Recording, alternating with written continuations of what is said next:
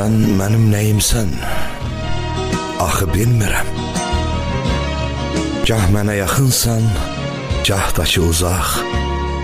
Bəzən soyuyaraq buza dönürsən, bəzən də açırsan isti bir qucaq.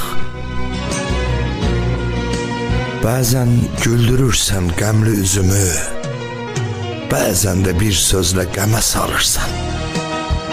Bəzən ürək ritmim sənlə köklənir, bəzən də bu ritmi bəmə salırsan. Sən mənim nəyimsən? Axı bilmirəm.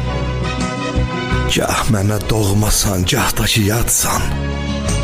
Gah məni dünyadan soyudan insan, gah dünya içində başqa həyatsan.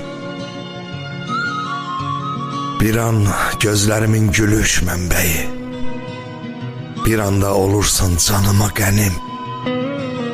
Dostumsan, sevgilim, çaşıb qalmışam. Axı sən nəyimsən? Nəyimsən mənim? Axı sən nəyimsən? Nəyimsən mənim?